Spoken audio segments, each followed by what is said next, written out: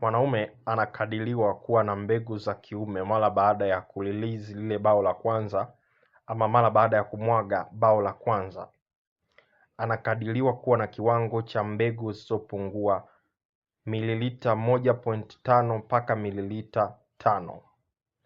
Mwanaume anakadiriwa kuwa na kiwango cha mbegu ambazo zinazokuwa released mara baada ya bao la kwanza ama raundi ya kwanza kwa kiwango kisichopungua mililita 1.5 mpaka mililita 5, ambayo sawa na nusu kijiko ya cha chakula ama kijiko kizima cha chakula. Sasa kwa wale ambao mliokuwa hamfahamu hili, hebu jua hilo. Lakini pia unaweza mwanaume ukajifanyia vipimo wewe mwenyewe kuweza kuangalia wingi wa mbegu zako kwa kutumia kijiko cha chakula. Sio lazima utumie kijiko cha nyumbani. Unaweza ukaenda kununua kijiko, alafu then baada ya hapo ukahakikisha unamwaga mbegu katika kijiko. Je, unapata majibu kiasi gani? Je, kijiko cha chakula kimoja kinajaa mbegu zinazotakiwa? Je, kijiko kimoja cha chakula kinafika at least nusu ya mbegu zinazotakiwa? Sasa ukiona kiwango chako cha mbegu ni ndogo zaidi, ukiona kiwango chako cha mbegu hakitoki katika ule uzito unaotakiwa, hiyo ni moja ya kiashiria ya kwamba mbegu zako hazipo katika kiwango ambacho ni kizuri zaidi.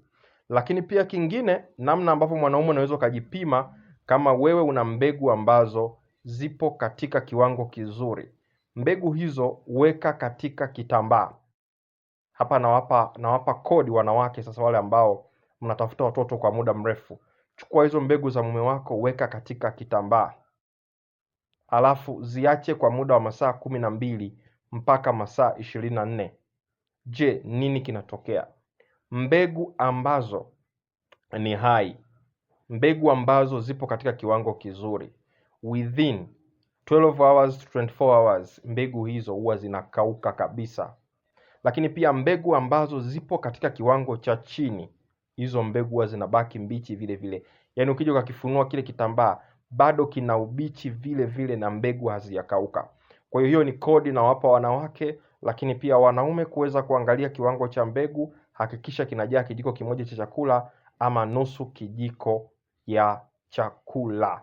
Lakini sayansi inatuambia inakadiriwa kuwa na kiwango cha mbegu mililita 1.5 mpaka mililita 5.